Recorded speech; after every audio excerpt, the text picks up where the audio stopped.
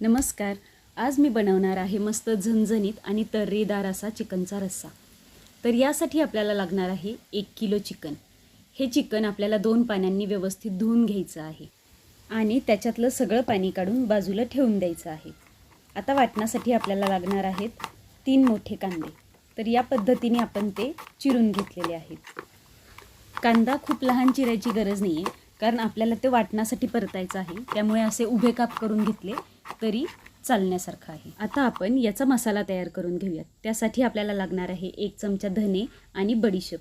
हे व्यवस्थित भाजून एका बाजूला काढून ठेवायचं आहे.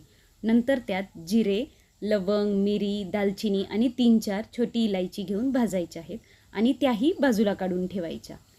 नंतर एका कढईत तेल घेऊन आपल्याला वाटण्यासाठी कांदा परतून घ्यायचा आहे. कांदा गोल्डन ब्राऊन झाला की तोही थंड करण्यासाठी बाजूला काढून ठेवायचा.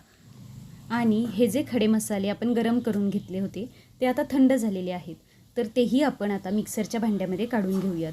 त्यामध्ये 1 चमचा काळा मसाला, मीठ आणि चिकन मसाला घालून तेही बारीक करून घेऊयात. तर अशा प्रकारे आपल्या गरम मसाल्याची पावडर झालेली आहे. तर तीही आपण एका प्लेटमध्ये काढून घेऊयात. याच भांड्यामध्ये आपण थोडेसे खोबऱ्याचे काप, लसूण, आलं, कोथिंबीर या सर्वांचं एकत्रित वाटण करून घेऊयात.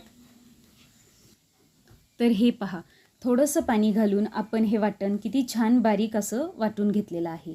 आता एका मोठ्या पातेल्यामध्ये तेल गरम करून त्यामध्ये हे वाटण छान परतून घ्यायचं आहे.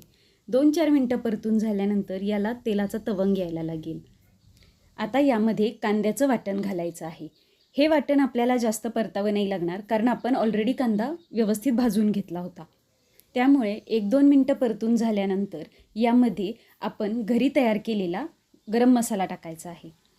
हा मसालाही आपण चांगला परतून घेणार आहोत. या ताज्या मसाल्यामुळे एक मस्त असा वास आणि चव चिकनला येते.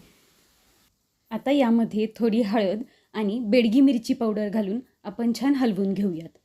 बेडगी मिरचीमुळे भाजीला खूप छान असा लालसर कलर येतो. आता आपला हा मसाला छान परतून रेडी झालेला आहे. यामध्ये आता आपण चिकन घालून ते हलवून घेऊयात.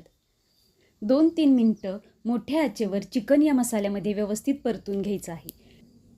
आता चिकनवर झाकण ठेवून त्याला 5-7 मिनटं चांगली वाफ येऊ द्यावी. त्याचसोबत बाजूला आपण एका गॅसवर पाणी गरम करायला ठेवूयात. हे पहा, 5-7 मिनटानंतर आपल्या चिकनला कसं मस्त पाणी सुटलेलं आहे. यामुळे आपल्या चिकनची चव अजून वाढते. चिकन थोडंसं हलवून यामध्ये मगाशी गरम केलेलं पाणी घालायचं आहे. कोणत्याही भाजीमध्ये घालताना नेहमी गरम पाणी घालायचं. याने